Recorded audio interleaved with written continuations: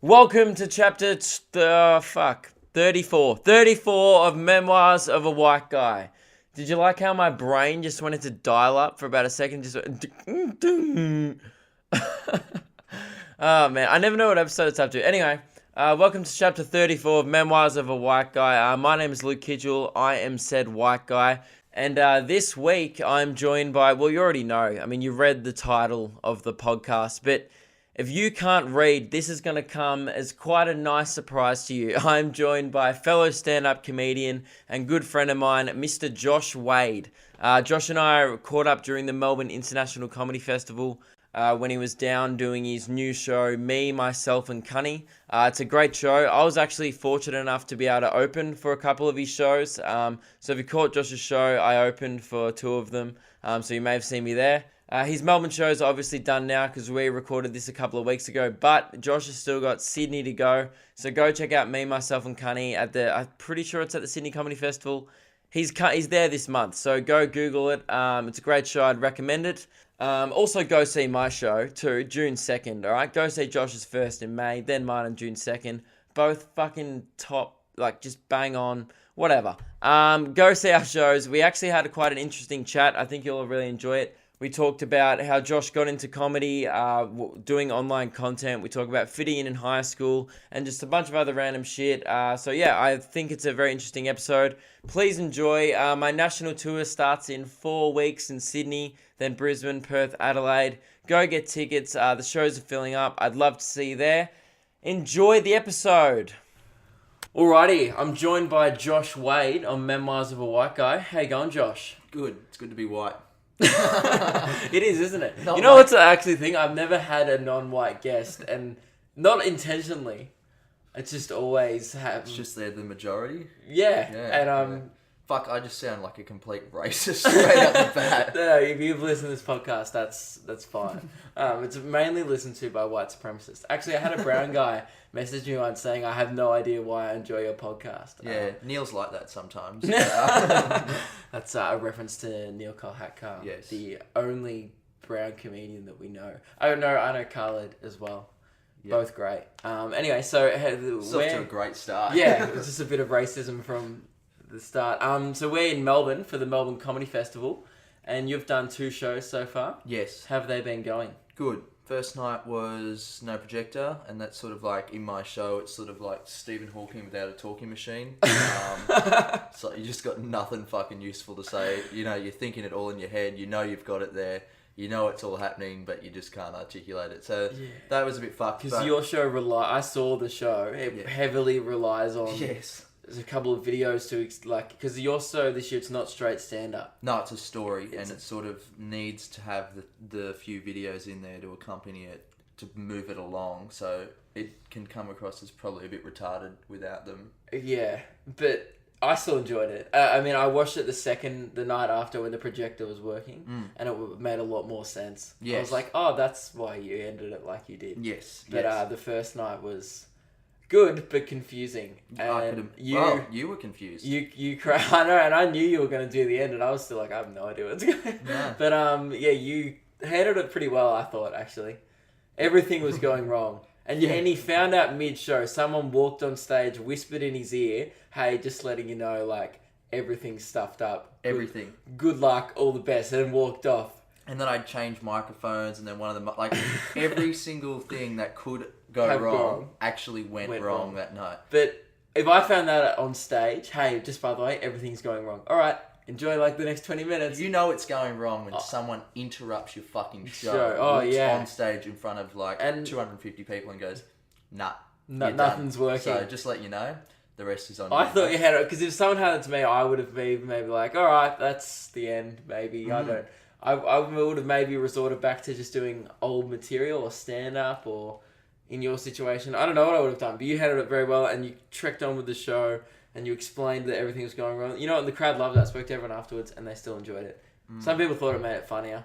I mean, so that's the thing, the audience doesn't care, because the audience doesn't know what the show's supposed to be. No, that's where I probably screwed up, is letting them, like, I reckon, coming out of that situation, which was, I mean, I've done a lot of regional shows. I've done some fucking shithole venues, like really. You've really toured bad very places. extensively in your career. Yeah, I think I'd probably be up to almost at least 300 1-hour shows around Australia in the last 3.5, 4 years. Just heaps. Because I do 15 a year. It's a couple. Yeah.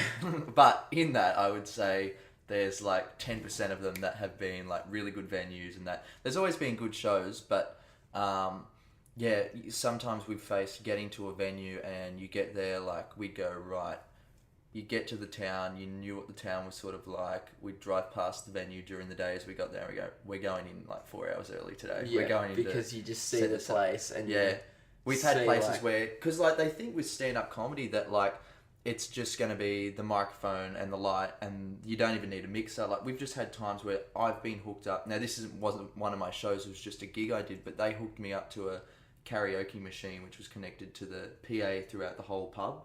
And I was like, this makes no sense. And the sound system was just shit like so that. So there's people having a palmer upstairs listening to your filth downstairs. And there was filth that night. Yeah. I was very drunk before. Cause I'm in fucking Maitland. Where the fuck's Maitland? Where is Maitland? What state's it in? Outside of, it's like a little town outside of Newcastle. Oh, I mean, Newcastle sucks, let alone... I did my show in Newcastle this year, and...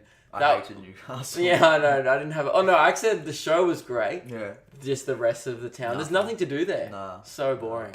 But, so for people who don't know who you are, who are you, Josh Wade? Okay. I'll start off with my age. It's like ASL. It's like you're a creepy old man ready to come on to me, which you're really... in a meeting, you're like, hi guys, my name's Josh Wade. I'm like, hi Josh Wade.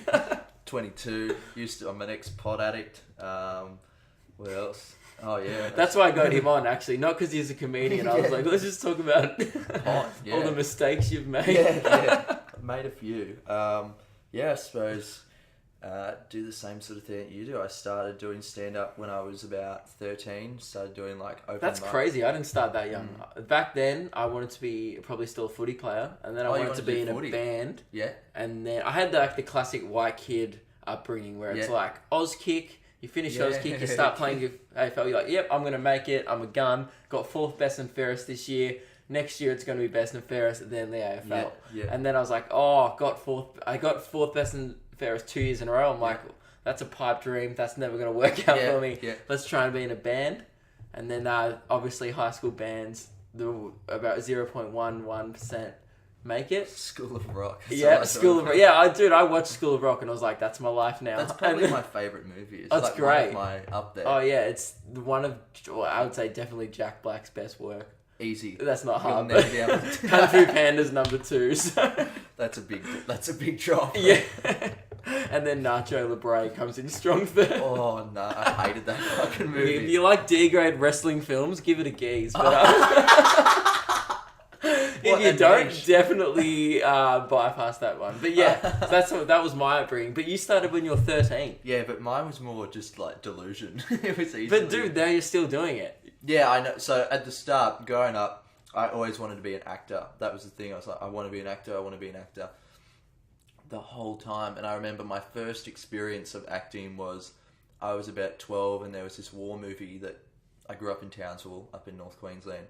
And there was a war movie that came up to shoot there, and they'd raised 10 million. It turned out to be, it was a good Australian film. Anyway, I remember my dad telling me about it, and I went online to they had one of those, what are they called, blog spot type. Do you remember those old things where you could just make a free website? Yeah, a blog, WordPress and stuff. Yeah. And they had this film was just a startup and had this thing. So I got in contact with the producer. I'm like, I want to be an actor. How do I get in your film? And just kept fucking hassling this poor fucking dude who's probably who is this fucking kid that's just obsessed with this? So anyway, finally after a year and a half, I got this audition, went in, learnt these lines, and anyway, the director came in and I had to do it again. And I thought, fuck, this must be good if they've got the director to come in, instead of just the casting director, with the actual director. And I thought, I'm going to get this. I must be good, good enough. But you auditioned. Yeah.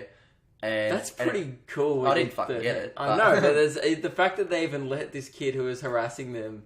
Oh yeah, audition's nice. It's probably just a way of leading the dog into getting rid of down. you. Yeah. But anyway, heard back from them. I remember emailing this lady going, did I get it? And she's like, no, you didn't get it. And they gave it to some cunt on Home and Away. And I was like, all right.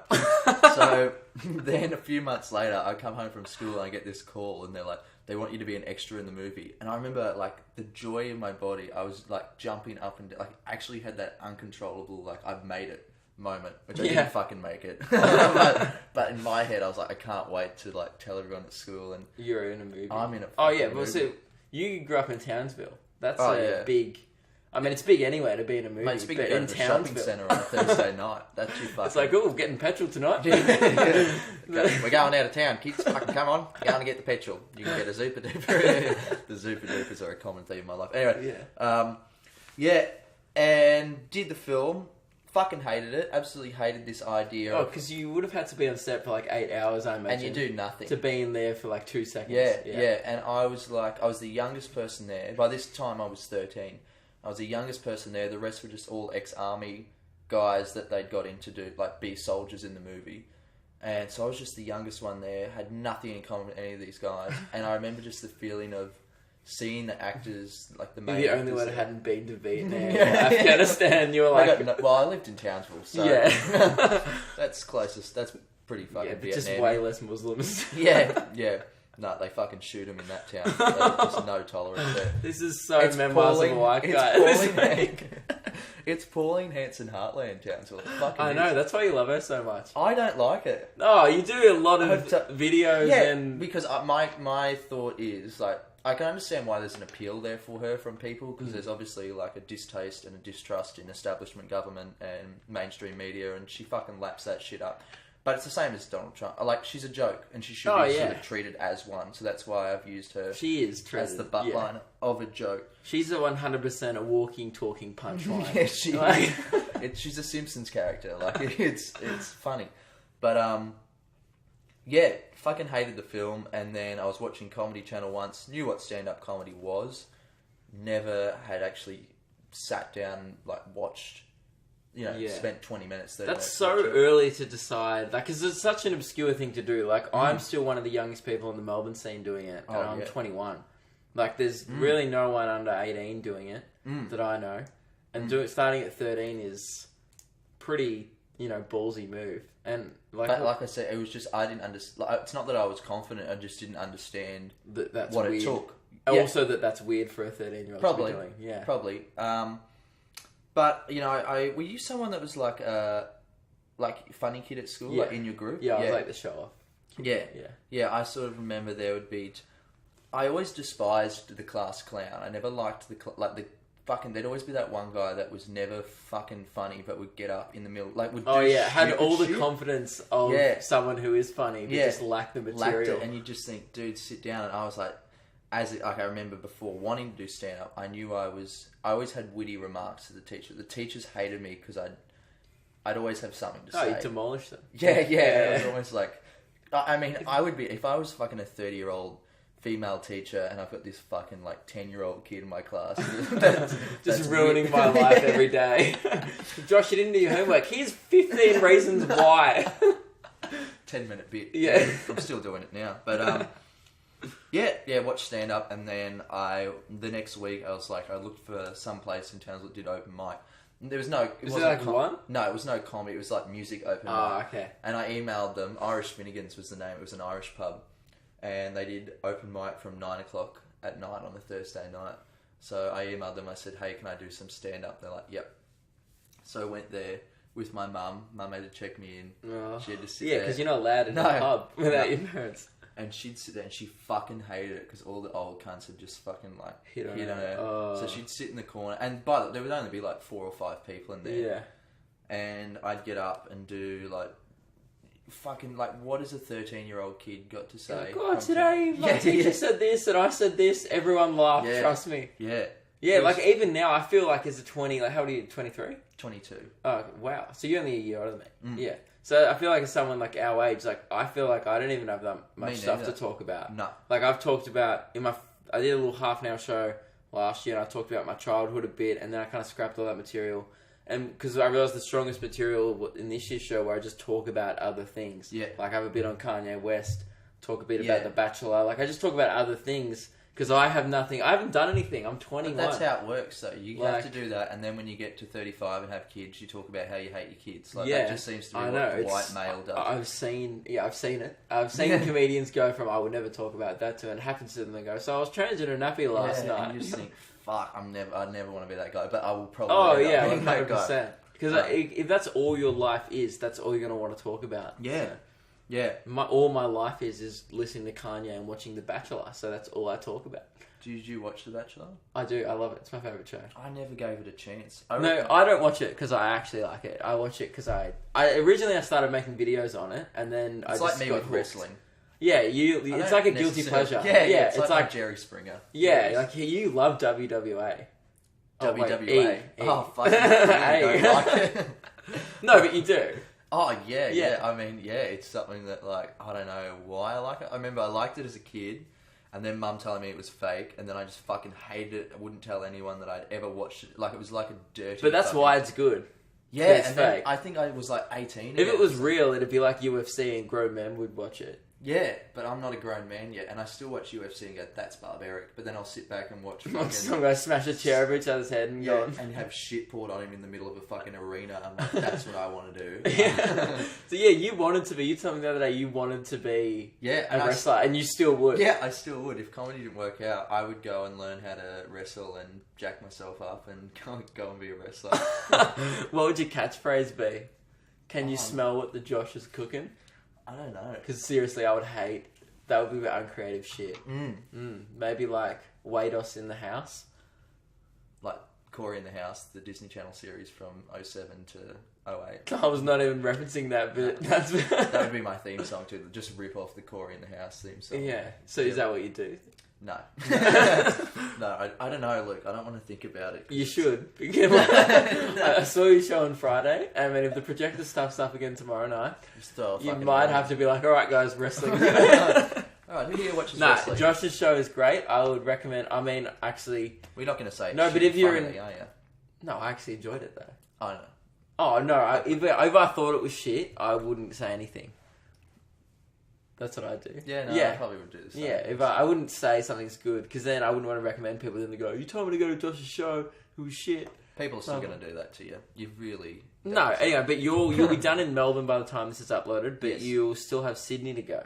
Yeah, I've got... So get around him at the Sydney Comedy Festival. Is it Sydney Comedy Festival? Yes. Yeah. And it's the end of Cunny, your online character. Yes. I've never done an online character before. What's that like? Well, I mean, I never intentionally went into going, I'm going to do an online character. But, I mean, I always was.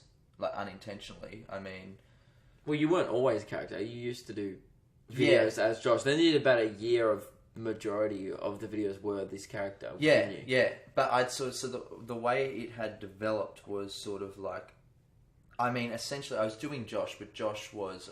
That was a personality. Like, I'm not like that in real life. No. In the same way that... I suppose other people like that. And once I started to realise, I'm like, fuck, a lot of people, because I was doing, for a bit, I was doing a lot of drug humour, a lot of potty stuff, and just being a general fucking asshole to people. And I was like, well... Because you're, honestly, Josh is one of the nicest dudes I've ever met. Thanks. And me and Lewis were talking about it, because we met up with you in Gold Coast. And I actually did Josh's podcast in Gold Coast, so go check that out. Cunspiracy. Get on that. Oh, highbrow. Yeah. Nice stuff. But, it's actually way more highbrow than this. We actually talked about interesting stuff. I'm having more fun though. No, like climate change. Oh, we talked about Koshi for ages. It wasn't that highbrow. That was good, yeah. But like we were talking like how people are very different from their online personalities. Like even when I met Frenchie this week, he's very different to kind of how he comes across online. But you were very different because you were quite quiet in real life. Yeah, at times I go into a bit of a... Like, there's times where I almost think, I'm like, am I Asperger's or something? Sometimes I'll be having a conversation, especially when I meet people for the first time. Awkward. I'm awkward. I don't know how to... Nah, you're not I don't awkward. know how to... Well, nah, but there's sometimes I know in my head with some people, I'll be there, I'm like, oh, fuck, I'm not looking them in the eyes. Like, I'm looking away when they talk to me. We'd chatted before, and we'd followed each other's stuff for a bit. So. Like, I've been watching your stuff since high school, but then... How did you find out about my stuff? Just through Lewis, or... Or did you see like one of the viral videos or something? It might have been. I think the first time I ever saw you was like in a photo from an open mic thing, and maybe you were with Lewis Oh, and really? Khaled or something like that. Oh, okay. Yeah, It's like, from oh, the it's another- Shisha. Yeah, because it was like another young comedian. dude. I was like, who else is doing comedy? Because it Yeah. is such a... It is, a like, especially the small scene. online thing. There's not many. There's only about 6 or 7 of us doing the online stuff. Yeah. And we were literally all in a room the other day, and it was Yeah. like the internet walking down the street. Yeah, that's what we were walking. You and me were walking behind sort of everyone, and Yeah, when and- you said that, I was like, "Fuck, this is." Well, because it was like Elliot Loney, Frenchie, Lewis, me and Josh, and Neil was the only one who couldn't make it. But like, I'm like the cumulative Facebook likes and filth between us was just immense. Imagine us going into a fucking wrestling ring. They wouldn't weigh us. They just fucking go out a combined 4 million fans. But yeah, it was kind of cool. Like, yeah, seeing how different everyone is to how they are online was interesting, I thought.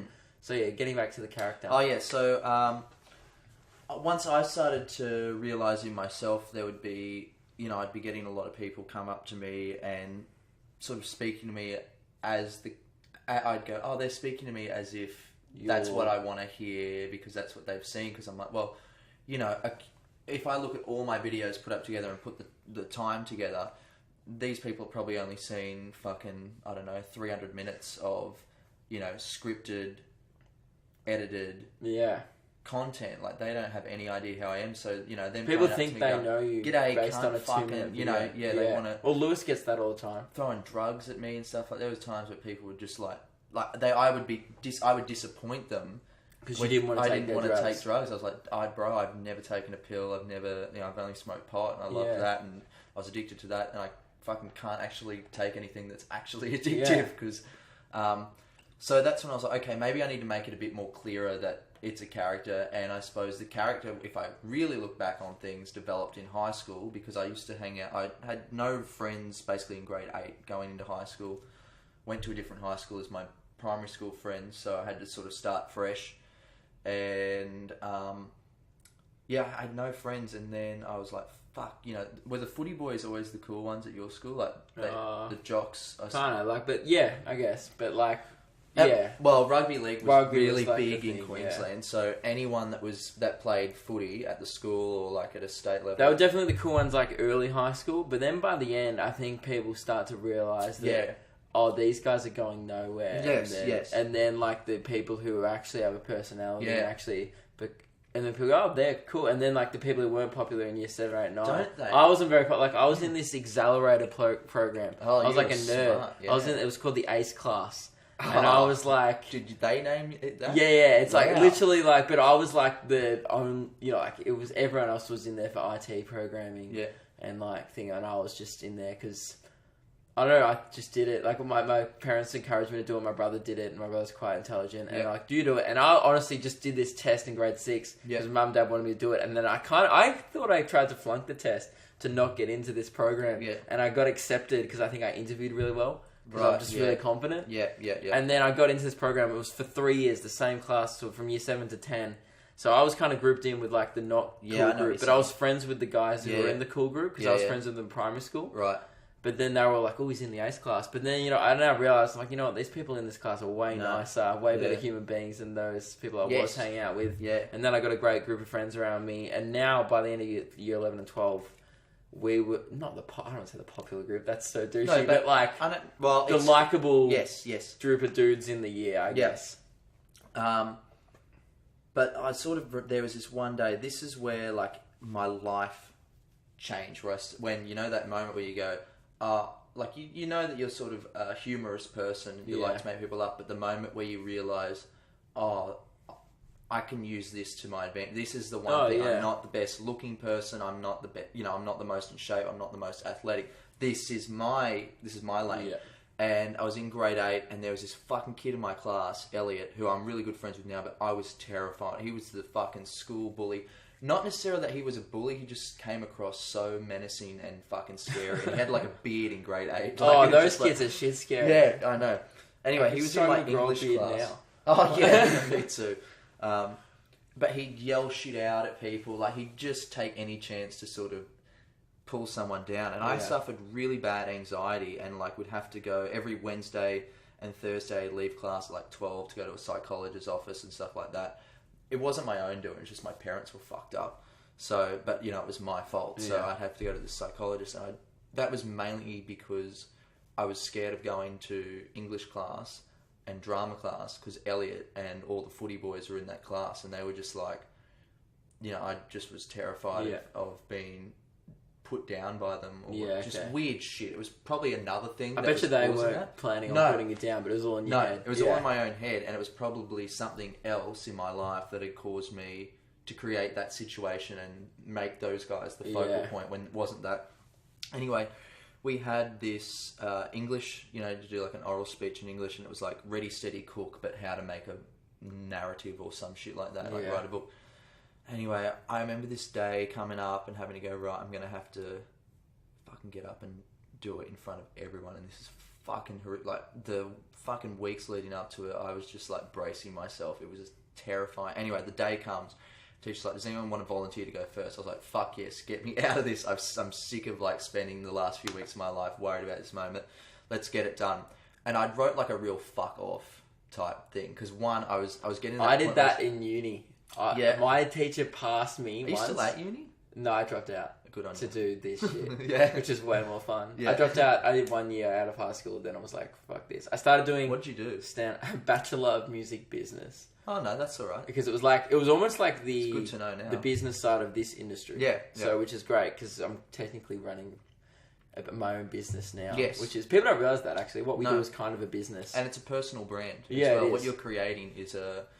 The performance bit is like 50%. The videos and stuff, half the stuff is behind the scenes and hustling. Anyway, that's another conversation. Yeah, so I got up. You got up there. What happened? It was more just, like I said, it was more of a fuck you. Like, a fuck you to the teacher, fuck you to this anxiety, and fuck you to these cunts putting me through this. So I'm just going to, like, just turn this into a joke. And it was more just to amuse myself.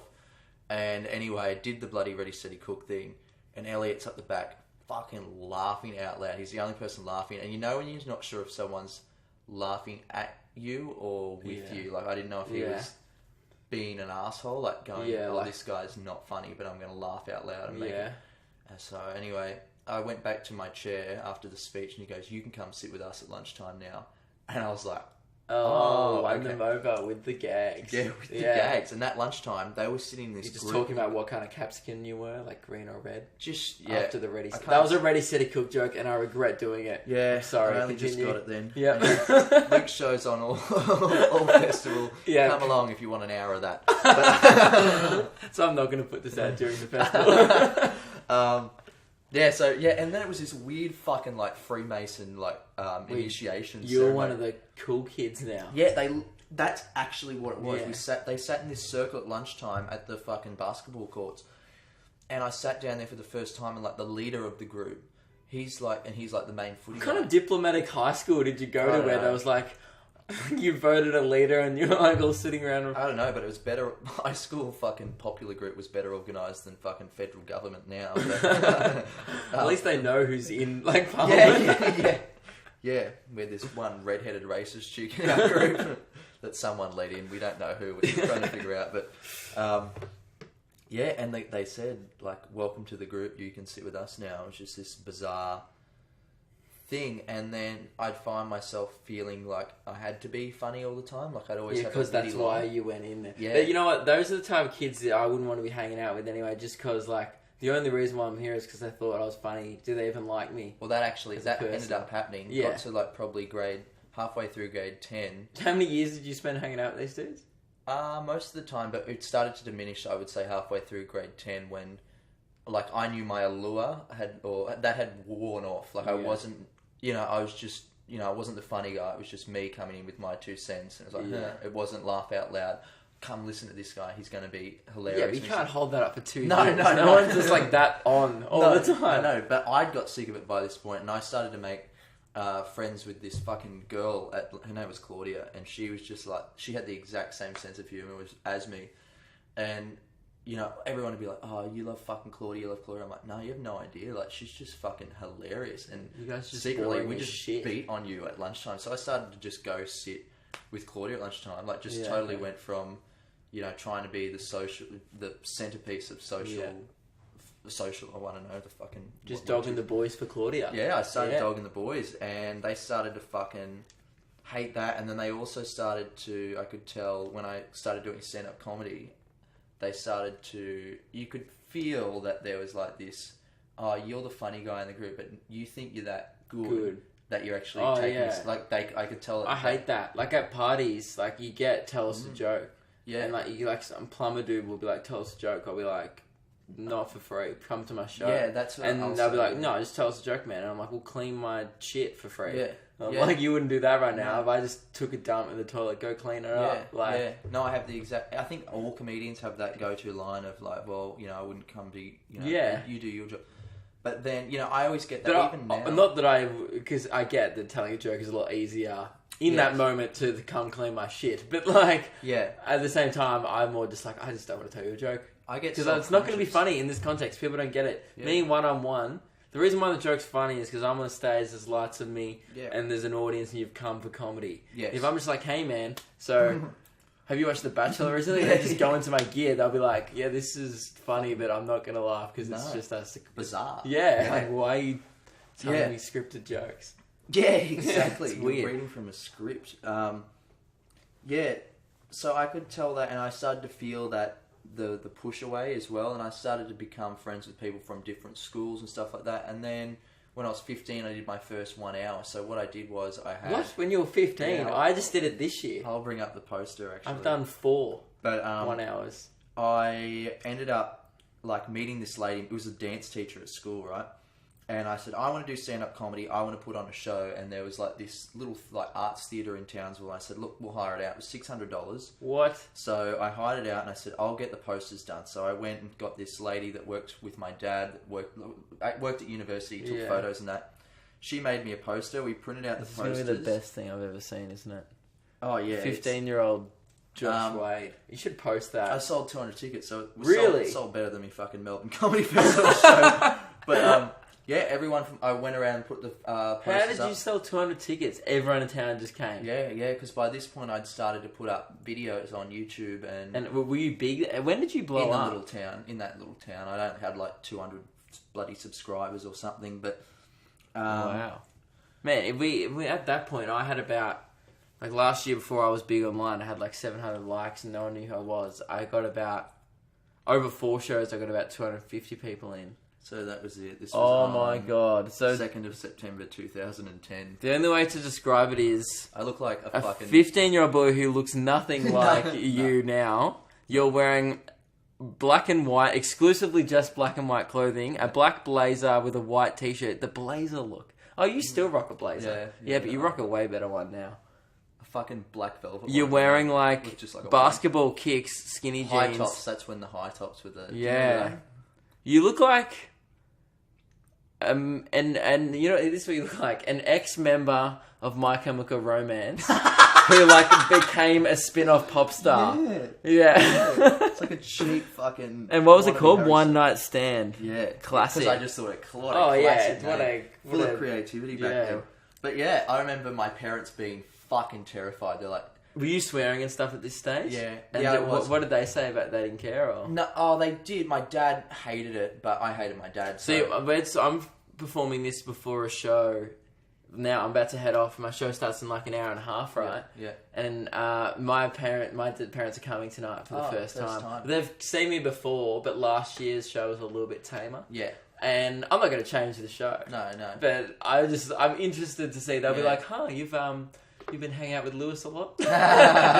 Like, because at home, like, my parents don't really swear. They're quite conservative people, and like, you know, they'll say like shit if something goes wrong, but like they won't just go drop and, you know, mine were as well. Like, I got in trouble. I think that's a lot of their generation and stuff. It's just that generation, but they're not offended by it or anything. But the interesting thing about tonight is Dad's invited 26 of his work colleagues, so half the audience.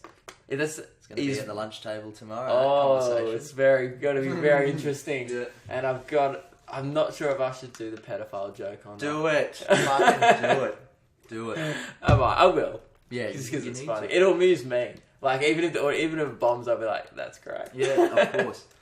But yeah, that's weird that your parents watched you when you were 15. My parents would have been horrified. Like, now they're like, you know, he's an adult, he can do what he wants, whatever. They don't really care. But like, when you're 15, if I had been like gone talking about like what stuff did you talk about? Like fucking tampons or just observational stuff that had nothing to do with life. Like I said, I had no experience, but I know my dad walking in late, like it might have been 15 minutes into the show. My dad walks in, I said, "Oh, Dad, late again?" I said, "That's all right, you'll beat me for it at home." And Dad was like, he was quite a rough, like he would fucking give you a good slap and a punch. Punch? Oh yeah, I don't talk to my dad and I don't get along with my dad at all. But that was sort of my way at the time. Yeah. In front of all these people going... To get back at him. Yeah, because I never... I wasn't physically stronger than him. And he was... he went to the gym every day. He was a big guy. And that was my way. I remember the look in his eyes and that was... And me looking at him in that And did it get a big laugh? Oh, yeah, got a laugh. Because people thought it was a joke. But to me, it was like, you fucking wait. And it was my time to prove to my parents that this is really what I want to do. And I can do this. So... But apparently, Dad at the end of the show said, I was only late because I was having a panic attack because I just didn't want to see you, like, bomb in front of, like, all these people. So, and I was like, fair enough.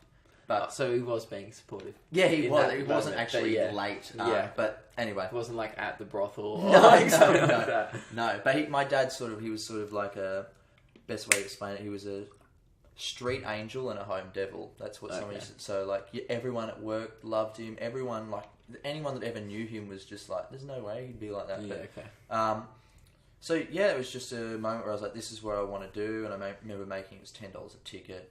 So I made like $2,000 that night, $600 paid for the hotel, for the venue. And I was like, well, I can, must be that simple. You know? This is my life now. I'm selling out shows. And then you're like, oh, then I did it the next year and it just fucking bombed. Yeah, it was 150 or something. And mate, that's still incredible when you're that. But the show was shit. A microphone went out. Like, anyway, it was shit. But in that time, I was doing a lot of the open mic stuff still, and where a lot of the swearing and the crassness came from, as the character is now, came from doing open mic to these 40-year-olds that would fucking heckle the shit out of me. Oh yeah, they would just yell shit, and it was just everything I ever wanted to say to my dad, but couldn't when you back chatted. Yeah, so my one came from my high school friendship groups, and because it definitely didn't come from home. And then I'm not that crass. Like if you watch my stand-up, I'm actually not. You've got a really nice medium. There's times where I'm going way too out of my... There's times where I'm like full on, but then I like crack a smile and everyone's like, he's kidding. Yeah. Like I think I can do like pretty full on stuff and then be like, like it's a joke. And I have that kind of... Because I'm not intimidating at all. No. I'm just a really You're not intimidating. No, I'm not either. That helps. That cheeky little grin. There's things that I've said, like... I go hard on the fucking church and shit like that. Your one about the church the other night was a banger. Oh, we had, when we did Adelaide Fringe, there was a church next door and the fucking clock would go, or the bells would go off every hour, and it would happen like at the very start of my show and at the very end of my show. And I'd go, every time that bell rings, there's another royal fucking inquiry into the church. Or there was just, the whole time there'd be a callback to fucking Father fucking Richardson or some make-believe fucking... Anyway. Yeah, but you know what? No one's, unless you're really Christian, and I don't know how many hardcore Christians you're getting to your shows. No, so that's but it is my way of weeding them out. Yeah. But, so then when did you start the videos? Like, when did you blow up? When I was 18. So I ended up leaving high school halfway through grade 12 as well. To do this? No, it wasn't it was more of I had got so sick of like the friends that I had, like I stopped hanging out with them and stuff like that. Not really sick of them, but just didn't feel like I fitted anymore. And I started to mature by that point, and I had the idea of this is actually what I want to do. And for me to succeed at this, I'm clearly not going to go to university right now. I don't like school. I don't like having to come every day and go through anxiety of it. I'm going to go get a job and save up some money, buy a camera, because I was already making videos, but like no one was watching them. It was almost like probably an inside joke to people. That's what it started off, an inside joke with friends at high school. Yeah. And then I started putting them public. Yeah. We had actually a Facebook group. It was literally an inside joke. That year in 12 was horrible. Wow. I spoke about this podcast before. No. We used to edit them properly. Like it was a full thing. Like we used to do like Harry Potter and the Half-Blood shit. Yeah. And we'd film a Harry Potter spoof at lunchtime at school in the toilets. Yeah. And like we'd wrap turbans around our head and be cool, like wrap our jumpers. It was terrible. And like I was going somewhere else. Oh no, just like and the whole thing was about a poo. Like it was just an in-joke. It was like, it took us 10 minutes to film, then we edited it that night, put it up that night, and we'd do a new one like every week. and like either a parody or an original sketch or something. And then all my other friends, grew the fuck up. And then, and I was like, but this is fun. And I just started putting them public. Yeah. And obviously then started putting more effort into them and making them not an in-joke. Which was actually hard. Yeah. Moving from in-joke to everyone will like this. Yes, yeah. And you have to, so I realised this is like, back in the day where, like, I first started making videos grade 9. I had a friend named Brian that lived down the street. And I was like, hey, I want to do YouTube. You should come and just be in my videos with me. And so he'd come down. We just do on the iMac webcam, we just do shit, just like these sketches and that, and then sort of people at our school started to go, oh, your old school body parts. That's my fucking YouTube username, or one of them.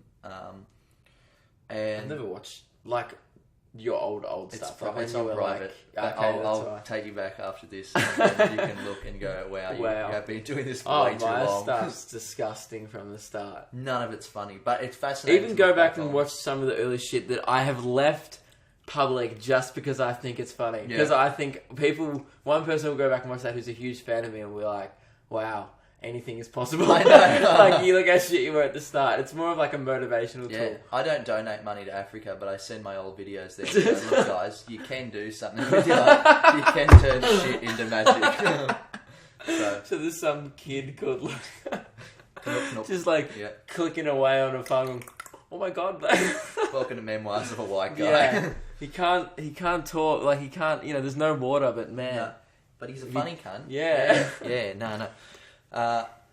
Fuck, I don't even know what we were talking about. So yeah, you made videos, and then what was the first one that properly blew up for you?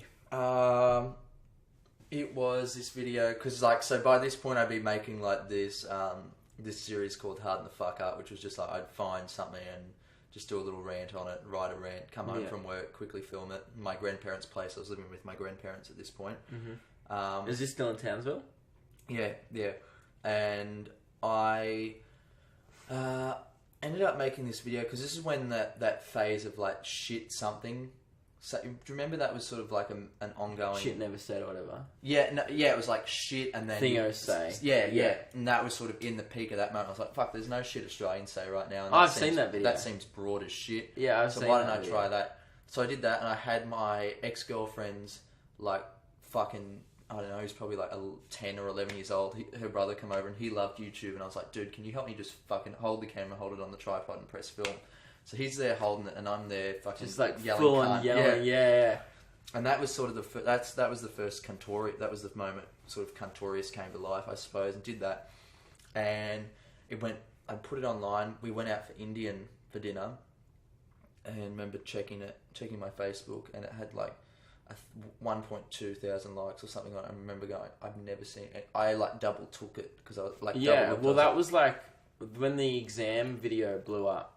That was the first one that actually... Oh, no, the Pokemon one for me was the first one that blew up. I jumped off the bridge. And that was when I had, like, 2,000... Oh, that got me from, like, 1,000 likes to, like, 3,000. Yeah. And that blew up overnight. But I only got, like, 400k. And I was like, that's viral. No, but it turns out... Yeah, that's pretty good. But it's more than some cunt that fucking...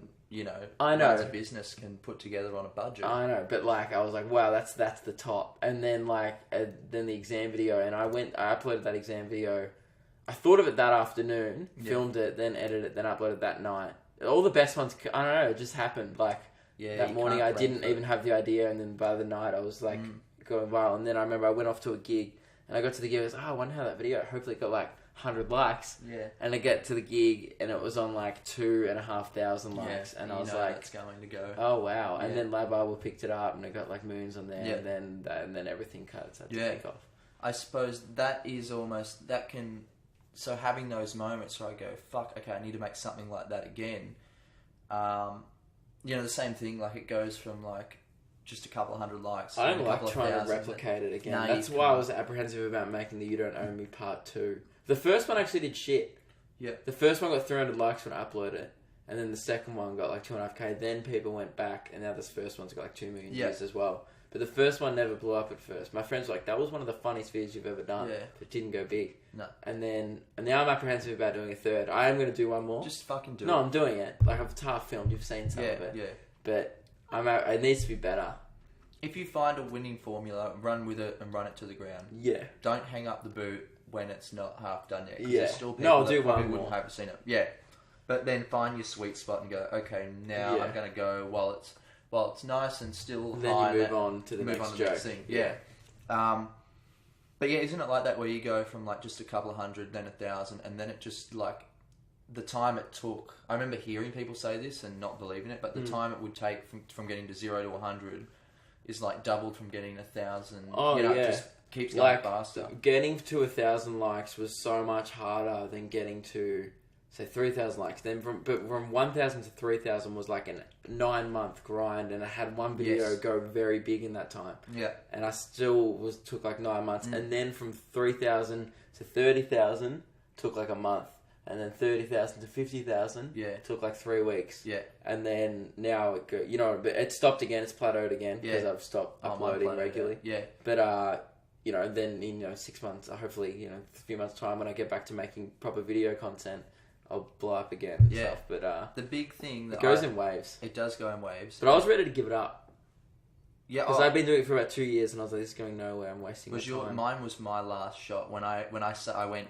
I'm going to give myself like 3 or 4 weeks because I've been going all through high school. I wouldn't have given up. I was saying like, I'm going to give up. But I think I just was so persistent that I'm like, I would have done it for another year. I think I was getting just annoyed. I was like, how much fucking work do you have to put into this? Oh yeah, people don't realise 2 years pretty much. Yeah. Neil was 2 years before he started blowing up. You were 2 years pretty much. Probably, yeah. And then it just sort of ends up turning into this thing. But I'd already gone to the comedy festival 2 years before, and by this point I was like, okay, when the Shit Australian say went off, I was like, all right, I've got, because Melbourne Comedy Festival. You'd done it. You'd done the comedy festival. Not that year. No. I'd come down with my mates. I watched it. No, I helped them tech their show. That's right. So I stayed there for a run. I was like, I want to see what it's like, because in a year's time from now, you want to do your own one. I want to do my own. So, and Alex Williamson was around then, and he was the first guy doing it and the only guy doing it. I went, saw his show, saw how many people were there. I was like, right, this is where it's going. Yeah. Whether it, if it's not fully embraced yet. That's very interesting that you had the foresight to be like. That was always the foresight. I know, but no, it's still where there's not many people doing it. Like, I thought I was too late. At the start, I was like, to Lewis, I met Lewis when I had like 700 likes. I was no one, but he was still like, he saw what I was making, and he was following my stuff really early, and he's like, dude, what you're making is great. Trust me, keep going at it. You'll blow up. Yes. And I never believed him. I was like, dude, it's easy to say when you're already huge. And he's like, trust me, man, trust me, you'll be bigger than me one day on Facebook. You'll be bigger than me. Yeah. And I've almost caught him on fate, not obviously on loyalty and stuff, but like, he was like, the stuff you're making is ready to go viral. And I was like, all right, I'll keep doing it. Don't ever look at it as a race, though. No, it's not a race. No. But like, you're in your own league. I was more just like, I thought I was like, but there's already so many guys like Alex, Josh, Frenchie, Neil, you know what I mean? Like, there's space for everyone. Elliot, and then I think people think there's like a massive crossover, and there's not a big like. I've been opening for Josh. I opened for you twice last week, both your 2 Melbourne shows, and it's like 300 people. It was awesome, so thank you for that. No worries. But your audience had no idea who I was at all, and also I don't think some of them knew who Lewis was beforehand. Which is, Lewis is quite big in Melbourne, especially. Yeah. And I always thought that was pretty interesting. But vice versa as well. Like the same thing. I was like, I can walk around outside. No one knows who the fuck I am. Yeah, we were walking around together, and I would get recognised more by Lewis's fans than Josh would. And it was. But you guys have done work. We've done a lot of work together, though. Yeah. And also, I think, in the future, you're doing more work with Lewis now and stuff. They'll be like, this guy's on my radar now. Yeah, and I suppose that's one thing that I know I've spoke to Lewis about, and it's something that probably needs to be pushed. I mean, we put that video up the other day, Lewis did. Yeah, but we filmed a couple. Yeah, but the comments on there is like, you guys need a sketch show. And it's clear that, like, I remember watching fucking Comedy Inc. and Skit House and stuff like that as a kid and going, fuck, I'd love to be on that one day. It's, whether it ever happens or not, that is what young people want to see, is like. But really, they don't even want it on TV. They'd rather it on their TV. They'd rather it on their Facebook newsfeed. They pretty much want what Kinney did. Yeah. He had filmed the sketch show. It was on TV. I actually watched it when it was on TV in Melbourne, and then 2 years later, he started uploading the sketches, which is genius because obviously the rights ran out. Channel 7. Yeah. He uploaded it. Then he got from he was on 40K. He went to 500K. Yeah. And I was like, because they were great sketches. Yeah. It was a great sketch show. and they all went viral. They were just put on the wrong platform, TV, Yeah. which is great to say, yeah, I've been on TV, but Channel 7 they got now. more views online than the ratings were on TV. Yes, of course. That basket sketch I saw it shared around at one point. I saw one with 100 million views on it. It's so There's no way. Because it's not niche. It's just so accessible to anyone, anywhere. So I definitely do think, online. Oh, but I thought it's pretty interesting that you were like, this is the way it's going before anyone was really doing it. Alex was really the pioneer. Of course. Of it in Australia. There were dudes doing it in America, I assume. No, I don't think there were. Like, even when I spent a bit of time over in America and it wasn't a thing where people that were online, like, had an online following. Because over there, I mean, online comedians are Logan Pauls and, people that... Are they comedians? No, that's the thing. They're entertainers. That makes me mad when people call them comedians. I know, Cause... I know, I've had a few, like, prank people go, I do comedy, and I'm like, but you don't. Like, you're just a cunt. You're not doing that. Shitting on your mate is not... Yeah, but I mean, the first online comedy I ever saw was Alex Williamson's Loosest Aussie Bloke. Yes, and me too. then I got on... it was Kinney. I used to watch Kinney's old channel, Priceless Productions. Me too, yeah. And it was like a real thing in, like, our friendship group where we'd quote all their videos and stuff. And they were not big at all. They were pretty much exclusively Melbourne thing. Yeah, I knew of them, though. Wow, that's weird that you knew of them. Because they were underground here. I was fascinated by that comedy, sort of stuff. Yeah, I remember seeing, like, the... And I was a massive fan of Elliot and stuff. And now, lucky enough to get to work with him. Yeah. And stuff. But, those were the guys who really pioneered it. And then I remember watching your Vox Pops. I think that was the first one I ever saw of yours. That really helped me. Where you were interviewing people on the street. Yeah. And then I started following you, and then I pretty much followed the rest of the stuff from there. As soon as I did that, I knew it was like I'd never done. No one had ever done that before. Well, I created my own style. I knew that I wanted to create my own style. Like, I had like a specific type of music that I wanted to use, a specific style of editing, and just the way that it looked. I wanted to create my own thing out of it. I did that, and as I was doing it, I was like, "Fuck! People really just want to hear outrageous, like everything that you can't see on TV. They want to see it in this sort of stuff." But after about, I don't know, I probably only did maybe 6, 7 or 8 of them, and I went, okay, I don't want to do this anymore. You just got sick of it. Yeah. I got sick of it. It wasn't like it took me any like critical thinking to do it. It was just I've just been an asshole to people on the street. Which is easy and funny. Yeah, like I could do that too. Anyone can. But you know what? It's the comedic element in that is picking and choosing the best. Not anyone can, because I have watched other people do it. It's terrible. And I've gone, that is... No, you need to be genuinely funny to pull it off in a good way, which you are. You also got to be quick. Quick-witted. But really, the whole... You could film a bunch of shit, and then really the selection of what you put in the video is the funny part. Yeah, the way you pick and choose of what interviews with people are going to do. Yeah. That's because some people would be like, this is funny. It's not. Like, no, and you would be like, no, that one's not in. That one doesn't make the cut. Yeah, and I just started to go, this is not where I want to go. I mean, I loved watching the footy show as a kid and watching those. That's where it all came from. Yeah. I just wanted to be on the footy show, and I was actually thinking that maybe these interviews would get me a spot on TV. Yeah. And then when I started to realise, nah, that's not going to happen, and I don't want to be some guy that's doing that's when sort of the prank. That whole pranking, theme talking to people, the whole public filming videos in public started to become a big thing. And that's when I was like, nah, okay, now I'm going to move out of it, get back to doing the sketch stuff, because this is not what I want to do. And I've sort of vowed that, I mean, maybe I'll do it in the future, but it's not what I really wanted my brand to be. So lots of people still ask me that. That's probably one question I get a lot, is when you're going to do some interviews again, but it's just not stimulating. I know, but I as a fan of you, I enjoy it as well. Yeah. You know what I mean?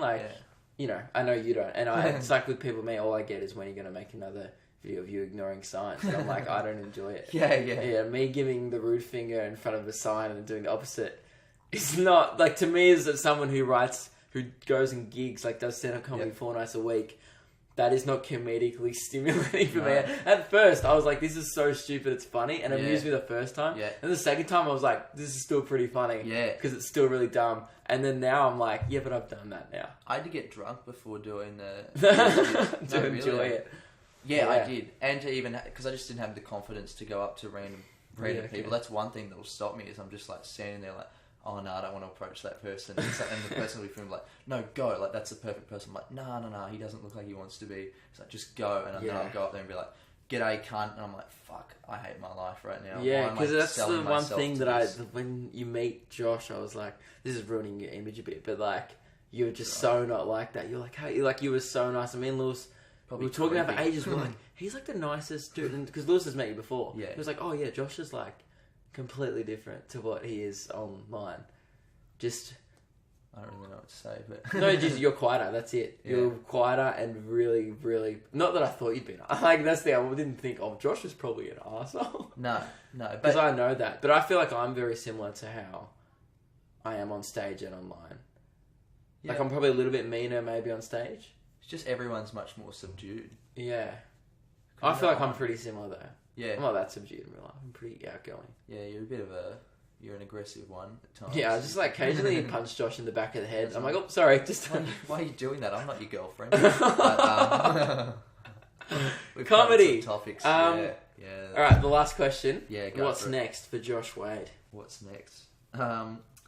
Well, I've been trying to be healthy. I've been trying to be get my head screwed on, because I just started to realise probably like 6 months ago that I really was pushing myself to do things I didn't really enjoy. So I wanted to take a new direction with everything and sort of, stimulate my own mind, a bit more of a challenge, and it's probably alienates some people. But, I started listening to Lewis' podcast, and I found your podcast, started listening to that, and I'm like, all right, well, I love fucking just chilling out. I don't do anything with my day, and I like, having a conversation with people and not having to participate. So that's sort of what a podcast is. So started listening to that, and I was like, all right, this is, I'd like to do something like this, and talk about things that I'm interested in, and, in the same way that what you're doing. So thanks for sort of helping inspire that. White privilege, apparently. Yeah, I'm a supremacist, so that's why I'm a big listener. Yeah. That's a joke to anyone that can't see. I always have to say that. No, trust me, they know by now that whenever you say white supremacist, it's dead on. You are. So maybe just some more... I feel like I have to go and explain that. That was also a joke, in case someone is so thick that they... Continue. You'd be surprised. Yeah. You'd be surprised. Yeah, I don't know. I just... I've got another character that I've been working on. We've shot like a pilot for a TV show, so that's one thing that's sort of in the background. You told me about this. Yeah. It's funny. Yeah, so working on that, and I'll get that up. There's just no ifs or buts. I'm like, this is going to be a thing. I don't know how long it's going to take me to work on, but... I know there's a market there for it, so I'm just going to go for that. And then in the meantime, just do sort of a lot of my comedy, in particular, the way I think of jokes, genuinely just comes out of something that frustrates me. Oh yeah, that's where it comes. Just things that make me go fuck, and I'm becoming the cynical old man. Like, I feel like I'm an 80-year-old man that's just like seen it all. I haven't fucking seen shit, but I've seen it, and I'm just like, you know what? Fuck this, I'm sick of this, I could just go on You just rant. like putting in your 2 cents. Yeah. Even when you're not qualified to do so. Not qualified at all to talk about Syria. This whole podcast. Yeah. I always give my 2 cents to something that I don't know nothing about, and I don't even research it, nor do I pretend to. Nah. I'm like, here's my opinion. Here's my unresearched and unsolicited and really unwanted opinion on this thing that really no one cares about, but I give it anyway. I did it on my podcast the other day with Lewis, and I'm sitting there. By the way, that's Cunspiracy. You can check that out on iTunes. Go give the geese. C-U-N, Cunspiracy, like we said, highbrow. And anyway, we're talking to Lewis about prisons and stuff like that, and I'm like, someone had told me once, this is my educated opinion, that the incarceration rates were... the United States, China, the Northern Territory in Australia, like per capita. And I'm like, fuck, that's fucking full on. So I just ran with that, and I'm like, Northern Territory. But I do know the Northern Territory has a huge, outrageous, really thing. So lots of people. Yeah, we started talking about incarcerated for those who don't know. Yeah, I don't know who listens to this podcast. I sometimes pretend like I'm a bunch of actual animal, just genuine blobs are listening to this podcast. But yeah, incarceration is lots of people in prison. Territory. And we started talking about that, and I started quoting these statistics, and then I look at Connor, who helps me do the podcast. I'm like, mate, we should fucking research this. Yeah, because it's not going to go away and do what I did and go, tell their friends. Man, Northern Territory. Yeah, and That's a good rule for any podcast, unless it's like it's in the comedy section. Don't take any of it as fact. Nah. If it's under science or whatever, go tell your friends. Yeah. But really, like, I'll give my opinion on, like, very rarely will I actually talk about something highbrow. But like, if I do happen to bring it up, it's not correct. Assume it's wrong. Actually, yeah, and be surprised if it's right. If it's right, yeah. We have I haven't got one this week. I forgot, but like. I have every week, we do a fun fact, and I just read out like a Holocaust fact or something, and we all just marvel on how fun it is. Yeah, wow. Then we blow a fun horn, and we all just cheer white supremacy. You are not getting a job in show business. No. I'm going to be an online comic forever. I'm actually like, yeah, that's true. I've got so much dirt on me now that really I can't even get a normal job. Then let alone the Wall Street Journal are going to spend. That's how fucking sad they are. They would dude. There's a video where I've done blackface before. What? No mud. Like no, it was mud on my face. I honestly think was it intentional? Hang on, no. The joke was it was a bachelor video. No, it wasn't blackface, but out of context, it could be blackface. Okay, and I did upload an Instagram video of me, photo of me saying. This is why I can never be president. But the joke in the video was in The Bachelor, they went on a chocolate date. Did you see that last season where they had a chocolate bath? Anyway, they had a chocolate bath. I think they did that on wrestling once. Yeah, they have a chocolate bath and their faces were covered in chocolate and I was parodying it. So I covered my face in mud to parody the chocolate bath. And then I was editing the footage and in my head I was like, chocolate, it looks like chocolate. Yeah. And then in my head I was editing it and I was like, I just did blackface. And then I was like, do I upload it? Do I cut it? And it was like 2 seconds in the video and I uploaded it. No one said anything. No. And then I was like, now I'm going to bring attention to it. Upload it on Instagram. This is why I'll never be president. Everyone got a good laugh out of it. No hate. No. Because people were like, but it was intended to be chocolate. If it's intended to be mocking, that is really offensive. Yeah, probably. But, I mean, I just said probably. No, it definitely is. It definitely is. I mean, but I'm not authorised to speak. I opened that with I've done blackface. Yeah, I hope people like the podcast didn't just cut out, or they like arrived at there. They're going to cut that bit, and then they're going to have the photo next to it, and that's going to be it. Your career. Down the shit up. Yep. You know what though? Bring it on. Like, it's alright. I'll be here to support you. Yeah. Is there anything that you've done that you can't get a job? Like anything dirt on you, or don't actually say? Because like from videos, people are going to bring it up. Yeah. Fucking everything. Like, that's the thing. I'm so far down the rabbit hole now that like that's not even probably the worst thing. Yeah. No, I actually like know this in my head. I've gone. I'm never going to be able to get a normal job again. Well, not a high paying job. You can get like a low paying job where you can't be like a CEO ever. No way. No way. I'm like, fuck, okay, I've just got to keep running with this now. Better work out. Yeah. That's why I'm hustling so hard because it's just like... There's no choice. There's no backup. Nah. I dropped out of university to be a full-time dickhead. Hey, at least you fucking got to university. I'll give you props on that. I was TAFE. It was like a bachelor degree at a TAFE. Okay. So let's not talk about too much. Well, you did. You're the one it's true. And he's a liar as well. So don't take that blackface part as 100% truth. Because he was lying. That was an unresearched. Just like were you a TAFE when you did that? Yes. There's a direct correlation with being slightly racist. Don't worry. The Herald Sun will pick up on that. TAFE. TAFE student. TAFE encouraging blackface into youths. Yep. Into pesky youths. Pesky youths. Alright, well, thanks very much for joining me on Memoirs of a White Guy. Thanks very much for having me. Yeah, I'm sorry if I've ruined your career or your image on this. Mate, there's nothing to fucking lose. He asked me, he's like, is there anything you don't want to talk about? I'm like, no, like, there's fucking like nothing. Small dick or like something. We're not going to talk about that. Yeah, that was on the list. Wrap it up, Luke. Cool, well, thank you very much. Go see Josh at Sydney. Yeah. Just go check him out. He's great. And yeah, thanks for... And go check out the podcast we did. Yes, as well. That was good. That'll be out by the time. Talked about David Koch a lot. If you're a big Sunrise fan... Which I am. And if you prefer Koshi over Mel, you will love that podcast. You will love that podcast. Because we hardly mentioned Mel at all. No. She does not even get a... She's not even on there We talked about the cash cow more, more than Mel. Mel was probably the cash cow. Okay, I'll let you... I've got to go do a show, I realize. My show starts in an hour, and we're in Josh's hotel room, so let's go. Alright, see ya. Thank you.